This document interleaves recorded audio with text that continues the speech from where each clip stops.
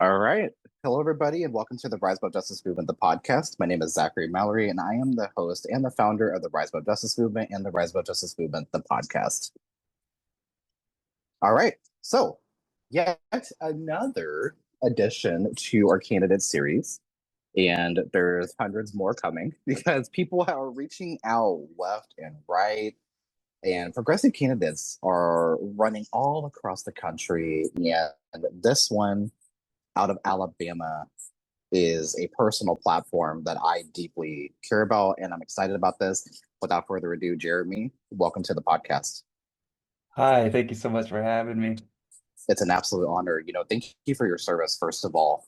Um, Second of all, thank you for using your oath to also run for office and protect America. We hear about America first, hmm right? We hear about that. What does that actually look like? Well, it looks like, honoring your vote or honoring your oath. Well, and also honor your vote. Of Perfect course. coincidence there. Um, but let's begin by, giving a backstory and a background on who you are and what made you decide to run for Congress. And did you ever see politics being a part of your future? That's something that Mm-hmm. I'm actually genuinely curious about. Yeah, I've always been pretty, just to answer that part first, I think it kind of tells the story. I've always been politically active, politically aware of what's going on and throughout my adult life, but even in high school and in my younger days, I was always told that we vote and we participate and we have our civic duty. My dad he's an Army veteran and I come from a family of Army veterans as well. And so my decision to serve, yeah, I was always interested in politics, but not at a federal level. I always thought that I would do something like part-time city council, something like that, where I could really get involved in my local community. But things are just so out of control right now. And like you said, I took an oath to the Constitution, and that oath has to mean something. You have to have the courage to make it matter. And so my story for politics actually probably begins on January 6th, 2021. That day or thereabouts around that time when I saw, I still have this picture in my head. It's nighttime. The riot is kind of winding down, but there's still like fires burning and smoke billowing. And I just remember looking and being like, so disappointed in our country. And then at the same time being like, okay, if he runs again, if he doesn't go to jail for this, which I thought he was going to go to prison for it, but if he runs again, this is going to be bad. So when fast forward to 2024, Trump's not going to prison. He's running for office. I had to get involved. So I'll back up a little and say I'm a millennial. I'm 41 years old. Crisis after crisis after crisis. We have been through so much as millennials and thereabouts in that age group as adults. And then everyone who comes behind us. That's what that sense of urgency has been constantly building. We've become really good at detecting when things are about to get bad, I think, because, we've lived through it, crisis after crisis. I think that's where the voting apathy comes into, by the way. But yeah, that was how my decision came about. January 6th, 2021, I decided I needed to get more involved. I got more involved locally. He got elected and started talking about unconstitutional mass deportations like he had been. And then I decided I had to stand up and run as far, as fast, as hard as I could. And I picked this seat, the U.S. House of Representatives, because my opponent is a beatable opponent. And we haven't had a very big progressive footprint or Democratic footprint here for some time now. So looking to flip a seat, but also show people what progressivism can do and not to give up on the South. The South is left out of the conversation far too many times. It's left out of the viewers, a lot of times. Oh, God, there's so much that goes into that. And there's so many voices that are silenced that come out of the South. And part of this candidate series is I really, originally I had it set to where I was going to amplify the South more than anybody. And Mm, I've stayed true to that mm. because I believe that there's progress happening all across the country. There's a lot of organizing happening in Alabama, and I've Oh been yeah. watching it. Oh yeah. And speaking of organizing, what are some of the other and we were talking before we started recording about other candidates that are running that are also veterans, Yeah. Florida and like all across. What are some of those other candidates that you see that are using their service to honor the country and also serve at a federal level? What are some of those other Yeah. candidates that you've interacted with, and what are you hearing as far as like their reason for running too? Very similar. Like it just depends. There are some female candidates that I like to highlight too, like Marielana Cantor. She Cantor in Florida. I think she's running in seven. But she's a veteran, super smart, very progressive. There's others across the country. I'm in a candidate forum. I think that's how we ended up getting connected. But I when I went to DC, you mentioned Flair when we were talking offline. That was specific to veterans running for Congress, progressive veterans running for Congress that were out against ICE and impeachment, that were in favor of impeachment, like just very hardline stances on some very critical issues. And I got invited to speak there, and that's where I met most of these candidates. They were all veterans or just in support of these things. And to your point, it is a movement across the country, and a lot of the same reasons that I listed here. January 6th, the Constitution, the fact that we are tired of fighting and being led by these out of touch politicians who just don't know what it's like to be a normal everyday person in America anymore. And we were taught to lead. We were taught, there's general orders in the military. You have three general orders, and everybody, it's a cross branch. You have three general orders, and they're instilled in you. It's basically you're taught to lead. You're taught to step in when others won't. That's what veterans are taught. That's what you learn in the military. That if it needs to get done, suck it up and do it. That's what drove us here. But other than that, it's also the timing. The moment is too critical.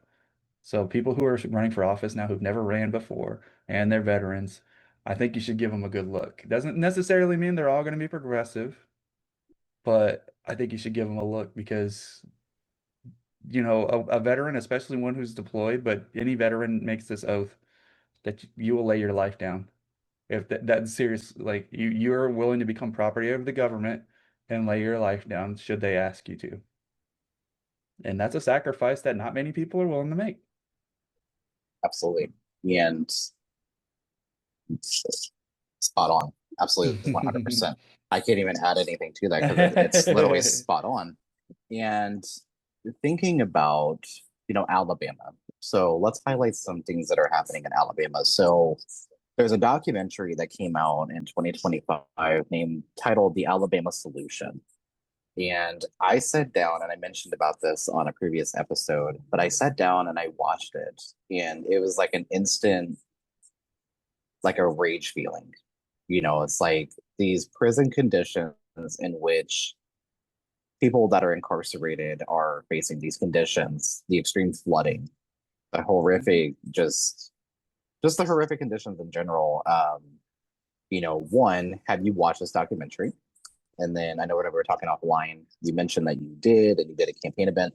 So I would love to hear about that. And then Mhm. secondly, what was your thoughts while watching this documentary, knowing that you're in Alabama and you're hearing this, you're seeing it, and I'm sure people are talking about it too. Run me through that. What were some of your thoughts while watching that documentary? There's a couple of things that I want to tie this to. Yes, I have seen it, and you're correct. When we're talking offline, we did. There's an activist. It's obviously a big deal in Alabama, because we've been fighting this for so long. People have been trying to bring attention to this. ProPublica has been doing reporting on this for years, and we've been trying to highlight it. And I tried when I wasn't a candidate to highlight these issues that aren't particularly partisan. These are just human rights issues, fundamental issues.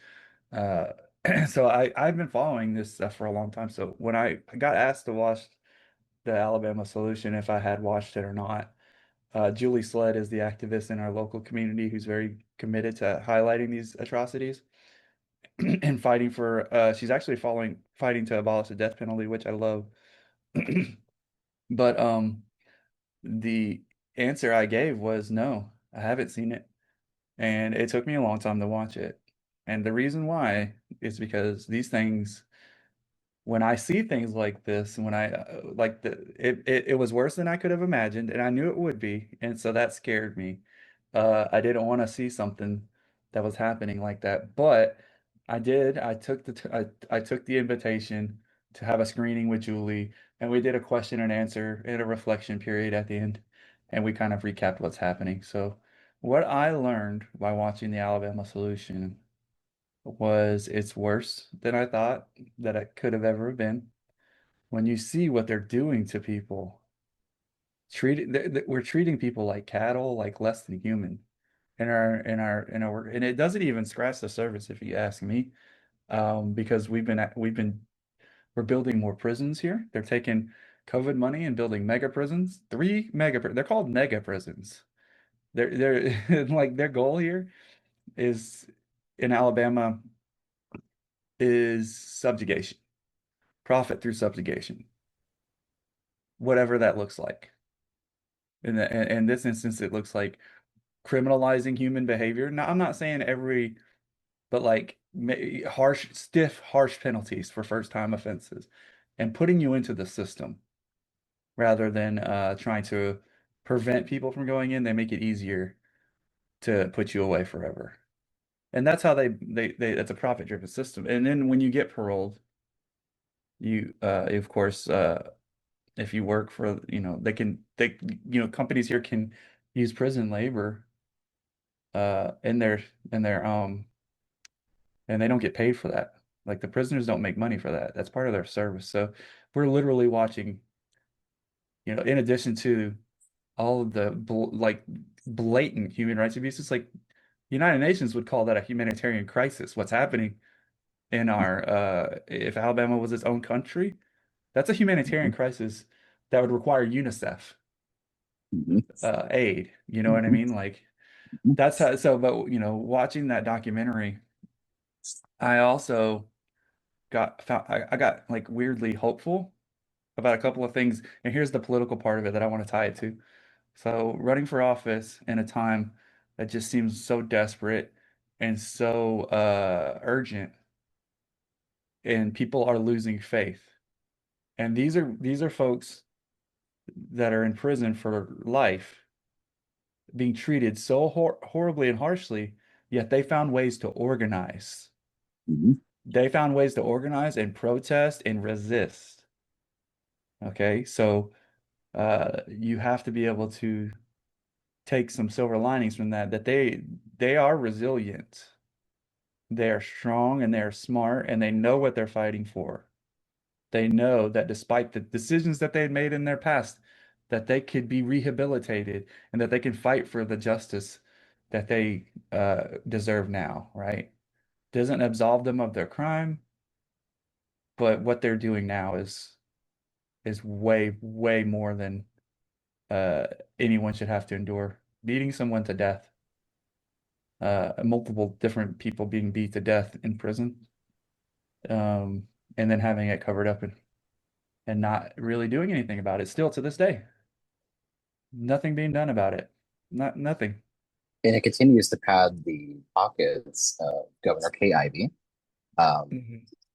not just her though; it goes deeper than that, right? And we have these Hmm. for-profit and these private prisons across the country that, whenever I think of that, I think of Core Civic, who also owns a lot of these ICE facilities. I Um, was gonna say that they're getting a lot of ICE activity too. it's deeply, deeply disgusting and it's deeply disturbing, Hmm. and this is not who we are. But thinking about democracy, we hear this word thrown around a lot. We hear just like progressive, we hear these words thrown around a lot. But what does democracy look like to you, and what does it mean to you? Thinking about this word, and it's in bolded letters, democracy. What does it look like to you? And yeah, let's just think about what does it look like to you? Democracy was one of those words that you would have to define in your civics class, in your government class, when you were in high school or middle school, whenever you took that class, maybe both. And to me, it's always just been, um, it's a form of government where the people choose their leaders and choose how they're like. It's even simpler than that. It's just a government by the people, where representation is equitable. It's equitable representation across class, across gender, creed, race, religion. I think that's what democracy is, a form of government that is representative of its people. So speaking of which, 435 representatives is what the House is capped at. Mm. Does that represent the population and does that represent the people? Because Mr. Beat, which is a fellow Kansan, he is doing a thing where he's endorsing candidates across the country that are for uncapping the House. And Hmm. think about this for a second. How many people live in your district in Alabama District 5? How many people currently live in that district as based like a rough estimate? How many do you think? Like 750,000 roughly. Should one representative represent 750,000 people? First of all, think about those emails. Okay. I'm going to say this. Just from Think a about pure those pure communications. from the pure communications. I mean, I run a grassroots movement and we receive like, Oh yeah. thousands of emails, thousands of, text messages and like things like that. But I'm imagining one representative representing 750,000 people is Yeah. damn near impossible, especially with, cost of living. And then they keep doing these disastrous votes. But thinking about that, what are your thoughts on uncapping the House to make it where it's a true, like you said, like democracy and represents the people versus not? Because oftentimes we hear, my representative is not responding to me. Does my phone call or does my email even matter? Well, it does go on record. But Mhm. if they respond to you, well, that's a whole different thing. But all they're required to do is literally just say, oh, I received, this phone call and this email from this constituent and this district, blah, blah, blah, blah. And then they have to write down like a Yeah. little bit about what they receive. But what's your thoughts on uncapping the House and making it represent the actual people versus Yeah. not? Yeah, you mentioned Mr. Beats, and I actually filled out that pledge today that he has. I want to be honest. So I think this is actually one of the most, I tie this into like democracy reform, like government reform. This is one of Mhm. the big pillars of government reform for me is, yeah, we should. I don't talk about this much because it's not a kitchen table issue, but uncapping the House makes perfect sense purely from a customer service standpoint. If I've worked in retail a lot and I know how to handle, that's where you learn conflict resolution. That's where you learn how to negotiate, how to build rapport in customer service. And I think you're right. You're not doing a great job being spread over 750,000 people. CEOs don't even manage that many people, if you look at the way that corporations are structured. I view this a representative in a corporate structure would be like a mid-level manager or maybe a director level. A representative is director level. And, if you really want to satisfy the customer, which would be your voters, essentially, you got to have better representation.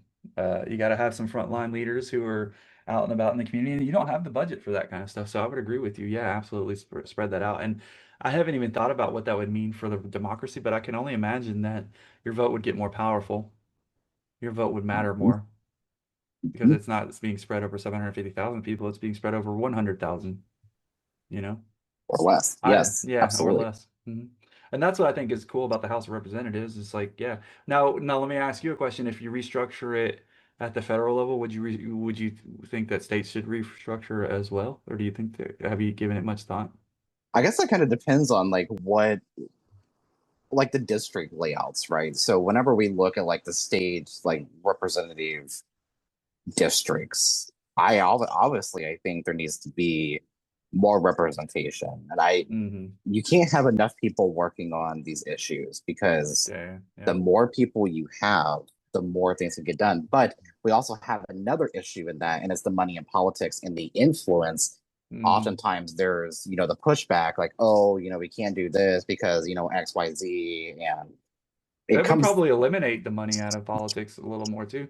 it would, They can't it afford to would. pay every representative campaign. Exactly. It's damn near I mean, impossible. maybe they could, but they'd figure a way out.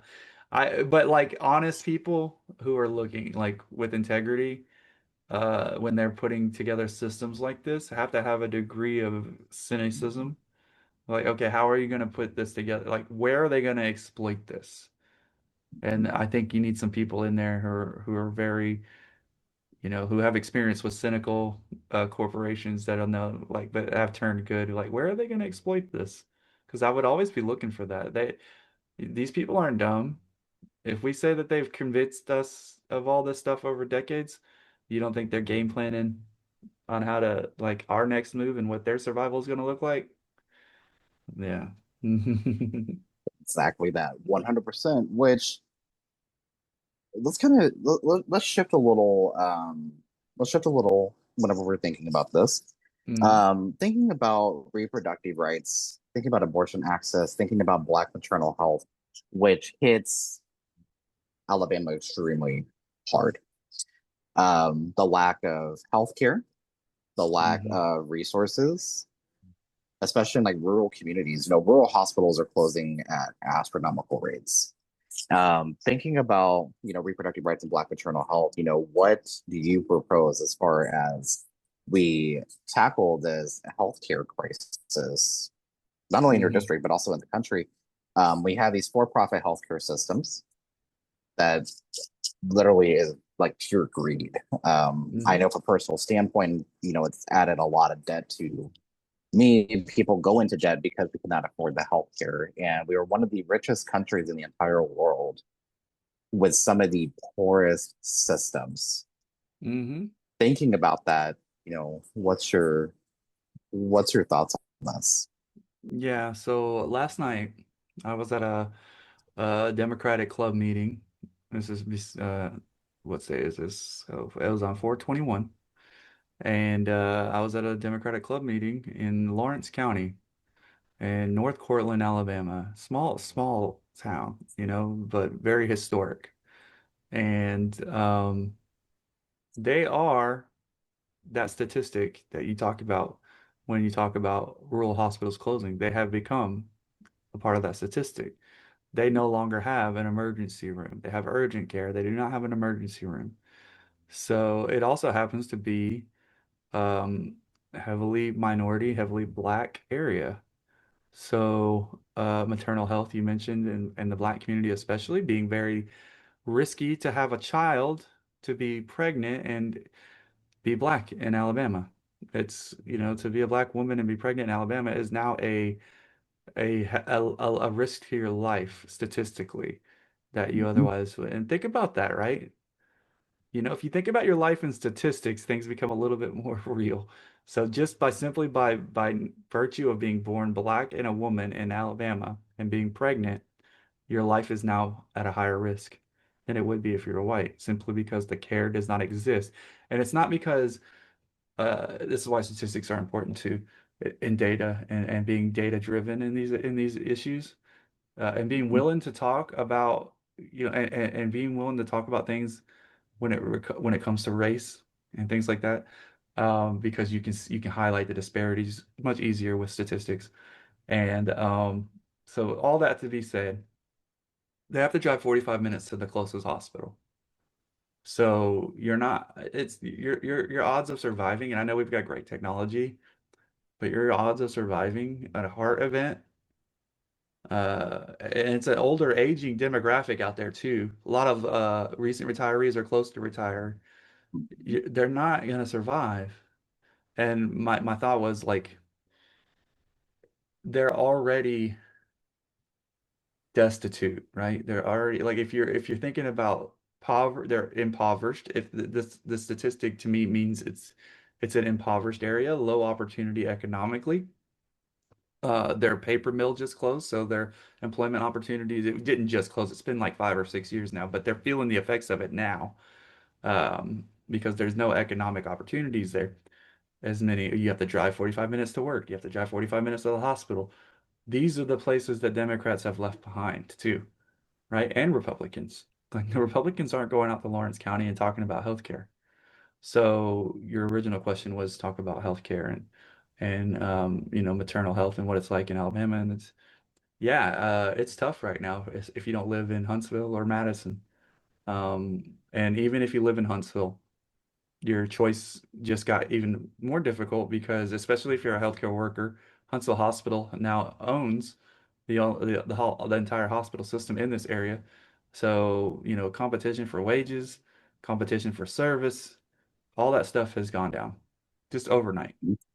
Um, so I would favor universal healthcare. I think that's the way that you have to address these situations. And it's not a cure-all, right? There's definitely issues with it, but nobody's trading their universal healthcare system for the American healthcare system. Nobody is. That's why their politicians never run on it.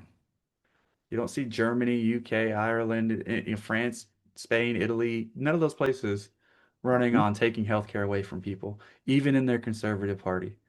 So that right there tells you something.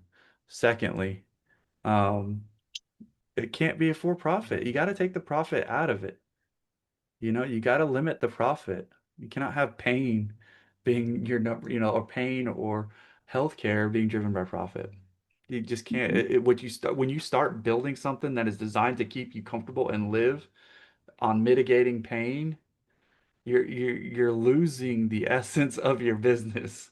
Your product no longer becomes helping people. It becomes managing your profit loss Your profit. statements. Yep, exactly.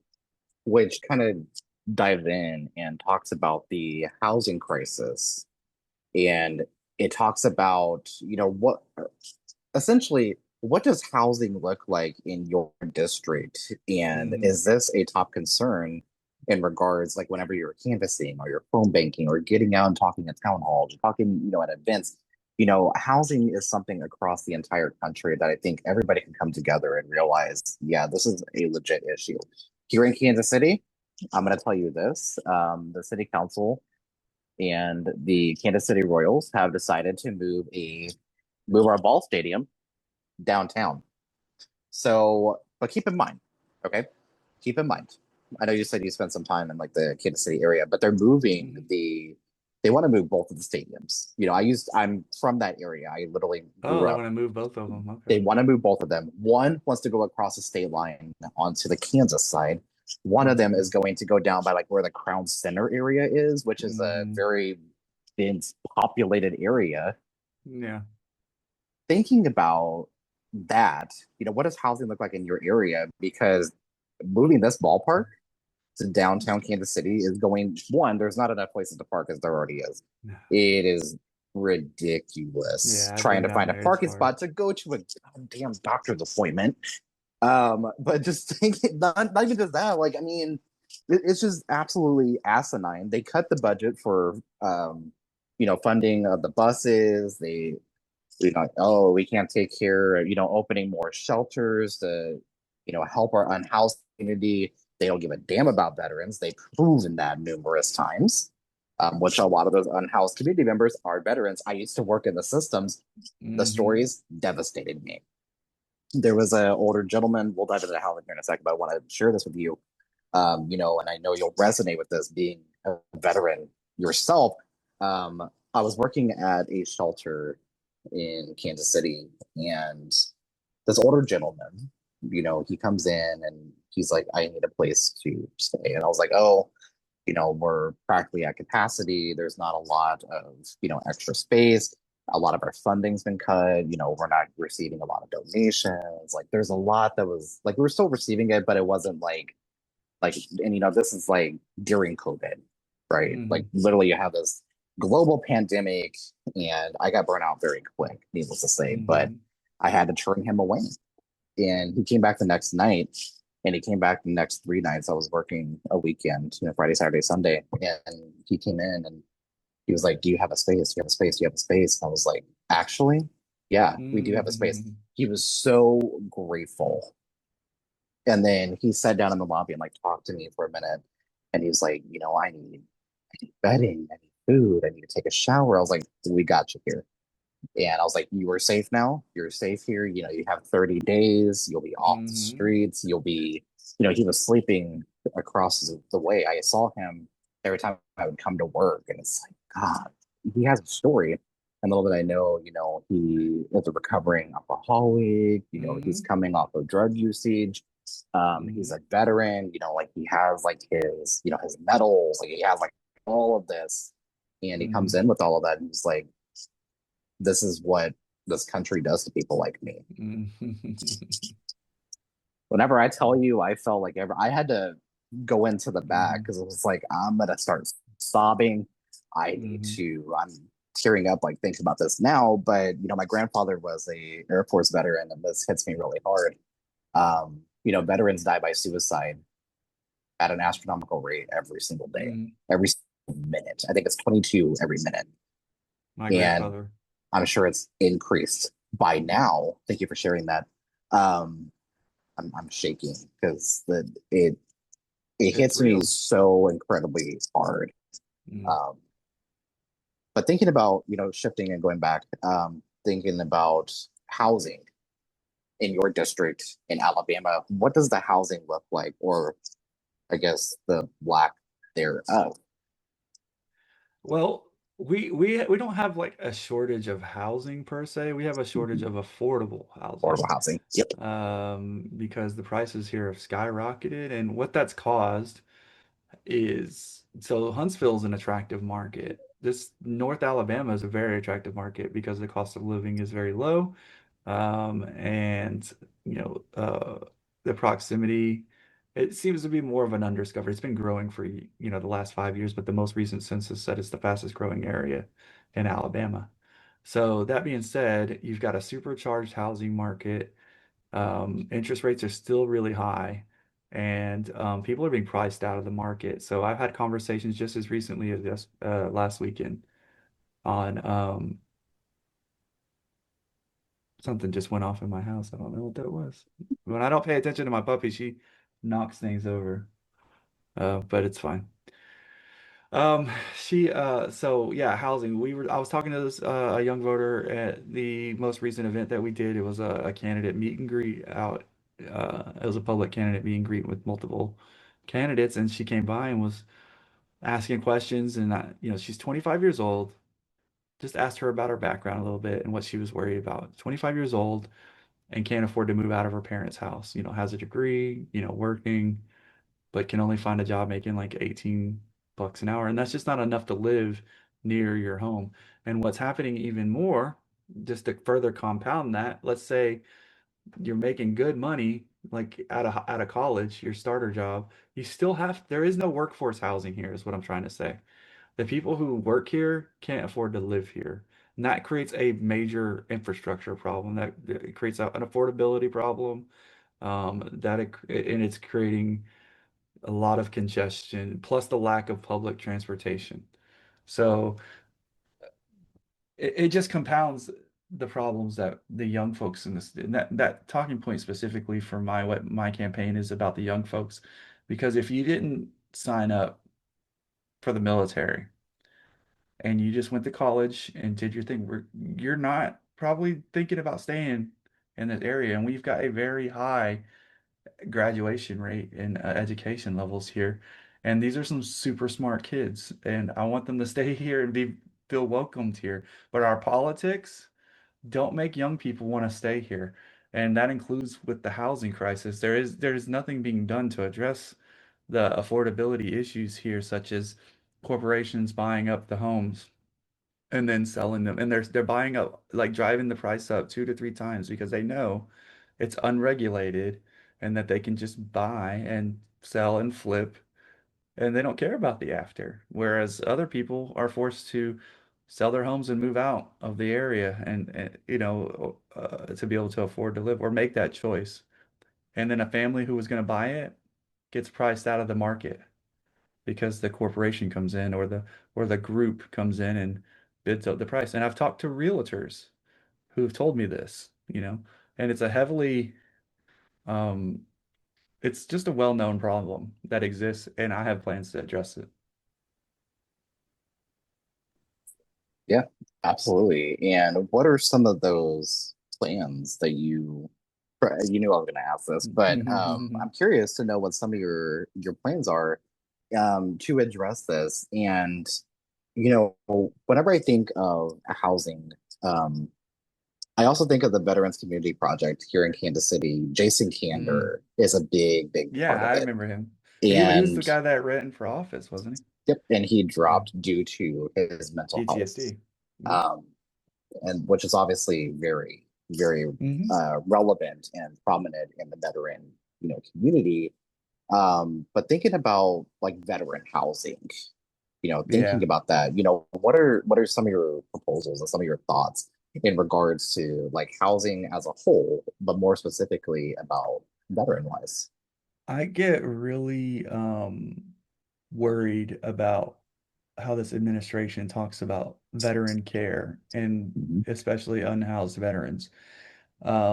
Because for very long periods of time, the first thing you would hear is whenever a Democrat wants to spend some money on something politically, "Well, why are we spending all that money? I'd rather spend it on homeless veterans." My own mom even says that. I would rather take that Democrat funded policy and fund it on homeless veterans.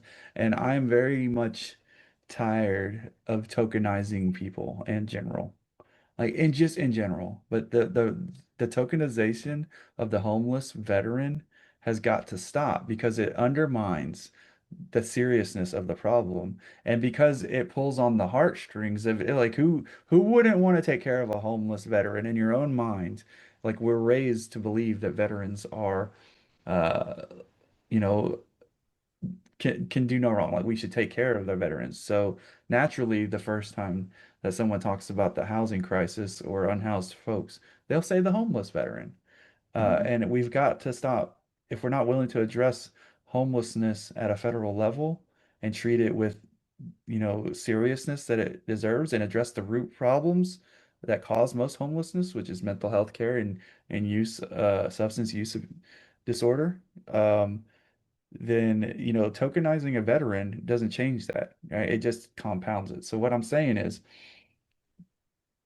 I'm very worried about, what this administration is doing with its veterans. When you look at how it's rolling back infrastructure and policy around veterans benefits, and then when you talk specifically about the homeless population of veterans, it's my understanding that they want to put if a veteran is at risk and being of harming themselves, they make the determination to put them in a conservatorship and just completely take away their rights. And I don't trust this administration or pretty much any administration to be making those calls when they don't address the underlying issues. I just don't have a lot of faith. So I'm worried for our veteran populations who are at risk, any veteran out there who's at risk, because I don't trust this administration to do things ethically or with any sort of care toward the person behind the policy. And so my solution to this would be embrace the things that are working. I feel like that we've solved these problems in other areas or we're on our way to making them better. They're not always going to be. There's hardly ever do you get to eradicate something that's detrimental to your society or it becomes a problem, but you can reduce the harmful effects.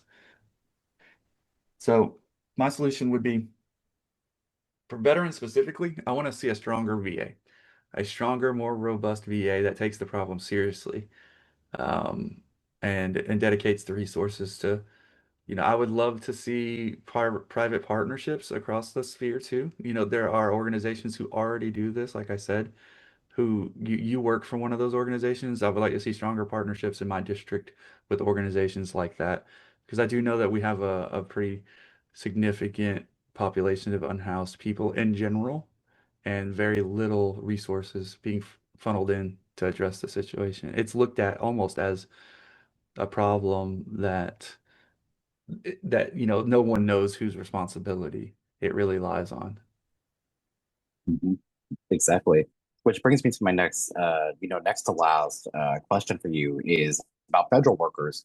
So we saw the disaster of Department of quote unquote government efficiency under Elon Musk, billionaire, trillionaire now, and going through and cutting. funding that was supposed to help my mom have consistent access to food. Okay. Because Hmm. the cost of living is too goddamn high, first of Hmm. all. And secondly, Medicaid was cut drastically. Food stamps, 3.2 million people, I think was the last number, lost access to SNAP and food stamps, which, and, even like some of the states, they're adding like these restrictions, like, oh, you can't get pops Hmm. candy, you can't get this, you can't get that. I honestly don't give a damn about that. I mean, as long as Me somebody's neither. eating, I could give a damn. I could not care less about what somebody uses for as long as they have access to it. I'm not Like, trying to be mom and dad for 70 million people or 30 no, million people. no, they have their own. Hmm. I mean, Hmm. I'm not here to tell somebody how to do it. They need to have access to that. But my mom was cut from her food Are stamps, you being a breaking the disabled law? woman. Are you breaking the law? Are you hurting others? No? Okay. Then Then what's the mind your own damn problem? business. Yeah. Um, what, thinking about protecting federal workers, I've connected with some former U.S. aid staff Mm. members that were doged, as we say, because a Hmm. lot of these workers were cut off from their jobs, like illegally and abruptly, Hmm. without any warning. Last year, I was working in AmeriCorps at a local nonprofit, and I was an AmeriCorps Vista, and my mom can tell you that I would call her and sometimes being in tears, and I was like, I'm gonna lose my position. This is helping us pay our bills. They were paying, the organization that I was with was paying $100 of my rent. Like, yeah, that was Nice. great, right? Yeah. Because that's $100 in my pocket that I could use, to buy dog Hmm. food or cat food or put that. It would be That's nice to great. have now, but to put gas in the damn car because gas prices are astronomically high. Jeez. Yeah. We're close to $4 a gallon here in Kansas, which is insane, I paid 3.93 a gallon the other day. beyond Almost a insane, hundred dollars. Almost $100 in my gas tank. beyond insane. And people need access to go to work. People need, obviously a roof over your head. You have food on your Hmm. table, like, and oftentimes it comes down. And I know a lot of these former federal workers, they're working, and just like with anybody losing their job, that income's cut off, and they're furloughed and they're not getting paid. And it was really eye-opening whenever you're scrolling through social media, but you see people organizing, doing donation drives for federal Hmm. workers, building these mutual aid networks, which I'm a firm believer in mutual aid. I think that's democratic socialist in me, but um, Hmm. doing the mutual aid and bringing people together. But what are your thoughts as far as like protecting federal workers from these illegal like furloughs? Because there are some things and there are Hmm. some structures that we can put into place, which they technically already are in existence. Oh They yeah. justified them. But thinking about federal workers, what was your thoughts on that? And did this hit your district as far as like federal workers Yeah, it's is huge. concerned? Yeah, so it was the moment I think that people started to turn on Donald Trump here. Mhm. When they saw that. Like, there's just a ton of people who voted for Trump here who worked for the federal government and took forced early retirement, essentially. And by the way, a lot of those folks, so if you didn't get cut, maybe you took a buyout. If you took a buyout, it might have been early retirement. If it was early retirement, uh, it's still being litigated, right? Because Litigate. these Mhm. things have been determined to be illegal. So they're not paying. So some folks who took early retirement aren't even getting paid. This is true. So to protect people from Doge shouldn't have happened in Congress. That was immediately when we realized, I think all of us collectively realized that Congress, that was their moment of weakness where we saw right through all of them. We Mhm. saw exactly who they were when Doge came Mhm. because they were locking people, they were locking Congress members out of federal buildings. And they were just doing rallies in front of these federal buildings, like, look at me demanding. No, bro. Like, I'm calling the police. We're opening this building. Like, I need to know what's going on in there. I don't need 25-year-old guy named Big Balls going through all of our data. That's ridiculous. And yeah, we're serious people in the United States government, Yes. and Big Balls and all his friends can get their unserious asses out of our data and out of our jobs, let the real people take over. And the fact that the government, like elected leaders, did not have the guts Mhm. to break that door down has led us to the moment now where they're launching missiles and be willing to take the risk of getting charged with breaking and entering. You You know know, what, Jeremy? You know like what? why? You know who would be flipping tables right now, and they preach about Mm, this, right? Like no yeah, pun intended, but you know who would be flipping tables? Jesus Do Christ. you know who that would be? Literally, you Jesus know, Christ. flip the damn tables, and If you're it not willing to take that level of risk though, then you're not there when we need you. and you did, We needed them and and they you as a failed us. veteran, you took Hmm an oath, hmm and just like whenever you're elected to Congress, you'll take an oath to hmm protect the Constitution. You will take an oath to protect your constituents, to fight like hell for your constituents. hmm Which brings me to the next thing, and this is the last thing. You know, whenever you're well, this is the next last thing because the next thing is like Sure. donations, like your social media and such. But my last question to you is, whenever you're out canvassing, okay, like have you done any canvassing? Have you done phone banking or like met with like Not yet. different? I know We're you're very just getting much started, close. but No, yeah, we're in that phone banking canvassing phase. We didn't want to do it too early. I've been running for about a year now, so yeah. there hasn't been a lot of opportunity for me to canvass or phone bank. But now that I've quit my job and I can Mhm. focus on this full time, I will be doing some, and we talked about that last night.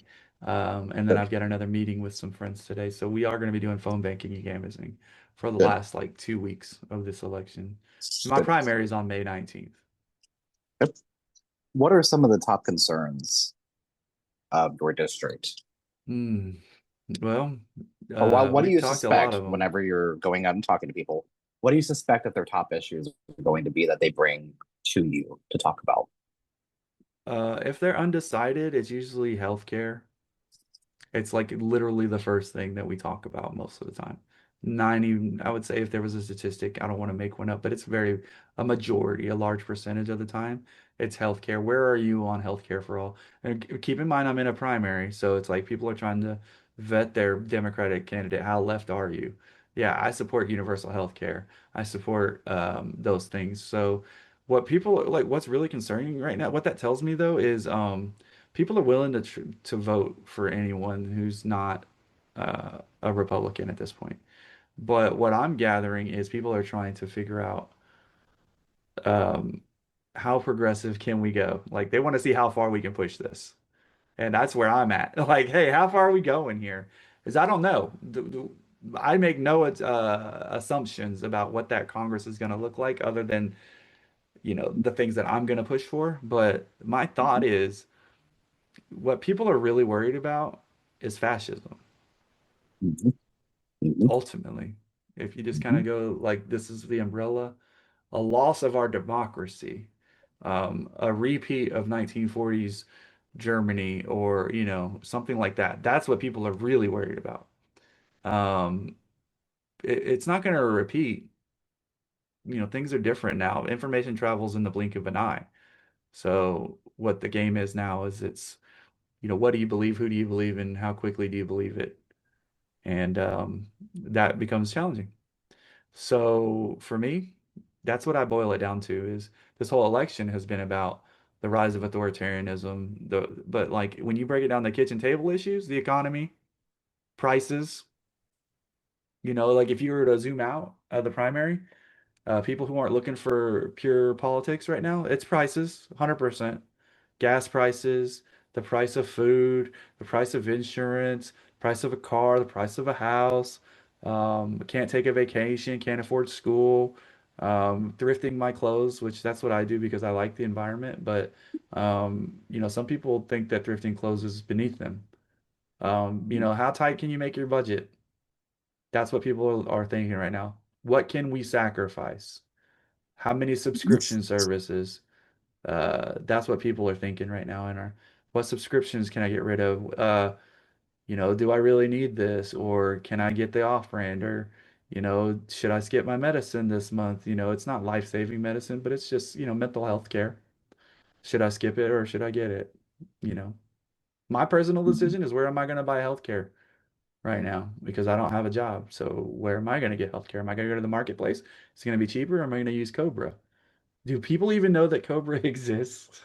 Like, like that, these are the things that are people are scared. It's a Mhm. fear, it's a moment of fear, but there's a undercurrent of extreme joy, of anticipation. There's an undercurrent of anticipation right now that this is going to be a big blue bold wave in 2026 and we're going to save the country. We've been gearing up for it for a long time and it's not going to be easy. It's not going to be quick, but there will be systemic change for the best. But we are going to have to keep our eye on the ball for quite a long time. This is to all the progressives out there. It ain't over on November 3rd, 2026. It's just starting. Starting. We are just starting the rebuilding phase. So lock in. It's going to have to be for a few years. Absolutely. 100%.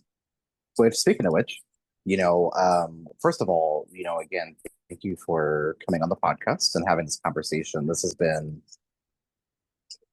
probably been the most meaningful conversation. I've had a lot of conversations, but I think always talking to veterans just kind of like refuels Good my perspective. reason for doing what I do, because Yeah. they put their lives on the line. They literally do. It's if you can And find some that are, that are willing to articulate their beliefs and stand on business, then yeah, I mean, it's just a perspective where they're just if you really took the good things out of the military and apply them to your daily life, this is what it kind of looks like. It's like there is nothing that we can't accomplish together. There's nothing that we can't accomplish together. That is literally what the military teaches you. how can people contribute to your campaign? And how can they find out more about your platform and follow you on social media? What are your social media handles? They'll also be Yep. in the description of the podcast episode too. But Perfect. Thank you. Yeah, so thank you so much for taking the time to really get the deep dive on these things and just let me take some time to we don't have that opportunity much on the campaign trail. It's usually quick hits and try to not to be pre-scripted and mhm. just so everybody knows, I didn't have the questions in advance.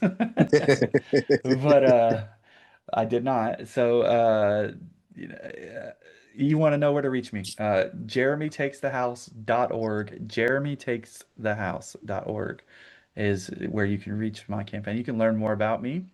All my socials except for Twitter are at Jeremy Takes the House. At Jeremy Takes the House. It's not DeVito for Congress. That's my Twitter handle. Most of my posts are done daily.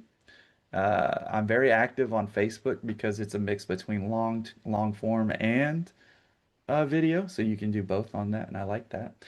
But I do post on all my platforms, so Blue Sky, Threads, Instagram, and Facebook.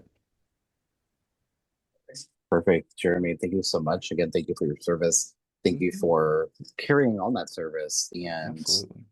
continuing carrying on your oath as well that you took to protect the Constitution, to protect the country. And again, thank you for coming on the podcast. I greatly appreciate you. Absolutely. Thank you so much for your time.